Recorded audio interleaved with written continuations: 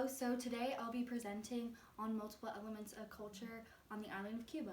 One of which we are very familiar with and that I will start with is the dance rhythm of salsa. And salsa originated when a combination of Cuban son and Afro-Cuban rumba styles were combined to create the style that we now know as salsa.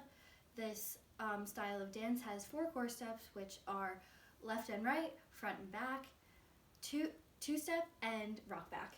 And it goes by a 6-count counting sequence, which is 1, 2, 3, 5, 6, 7.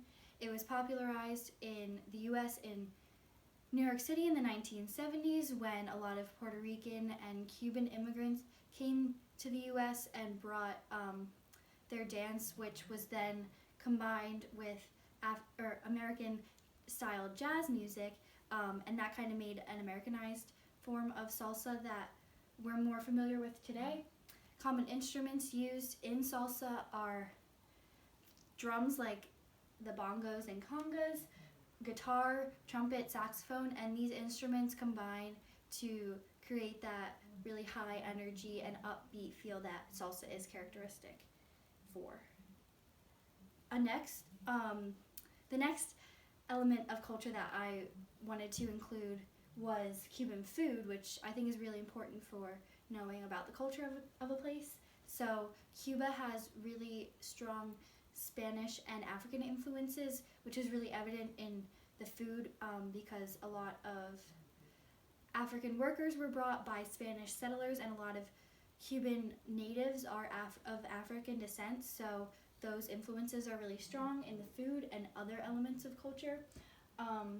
And some other countries like France and Portugal also have influenced Cuban food, and they brought a lot of flavor and seasoning to what was otherwise really bland before in Cuban food. The variety of food that Cuban food is really characteristic for was actually stopped under Fidel Castro's rule because he kind of cut the whole island off from the rest of the world, which included a lot of their food imports. And some of the most popular foods in Cuba include empanadas, rice and beans, and fried plantains, which are also used a lot in Spanish and African cooking. The next element I wanted to focus on is fashion, which is kind of an interesting story in Cuba's case.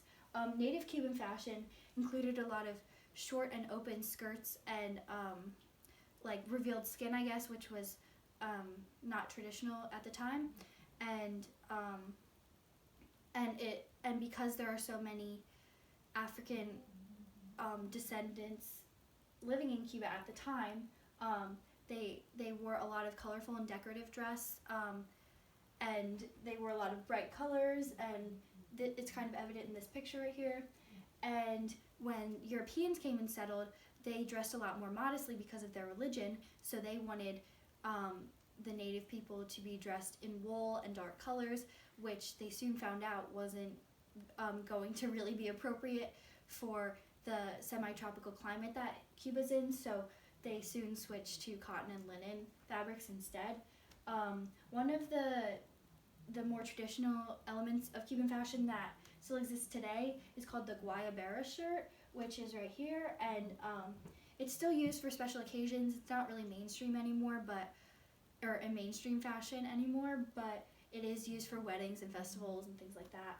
And Cuban fashion has kind of become less traditional over the years, which is kind of expected or inevitable, I guess, but because of a lot of the mainstream media and international influences on the island, it's become more Americanized.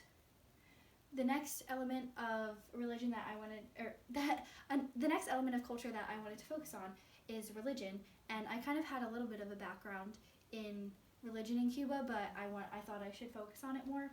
So the majority of Cubans are Roman Catholic, and this is because of the Spanish settlement and Spanish influence on the island of Cuba, because everyone in Spain at the time was Roman Catholic, so that's the majority of practicing Cubans it's 59% of Cubans practice Roman Catholicism. About 23% of Cubans are atheist, which became a lot more popular under Castro's rule because he promoted atheism a lot. And the last most popular form of religion in Cuba is Santeria or other African folk beliefs. A lot of the people in Cuba, like I said before, are of African descent, so a lot of their traditional beliefs have kept up through the years, and we can see like a traditional Santeria ceremony going on here, and that's about 12% of the population.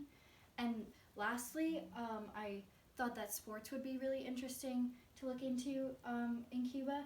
So similar to the United States, baseball is really popular in Cuba. It's a national sport. The people that play there are considered heroes by the general public. It's a really popularized sport, and a lot of players from Cuba actually have gone to the MLB in the U.S., and Cuba was the first country outside of the U.S. to have a professional baseball league, excuse me.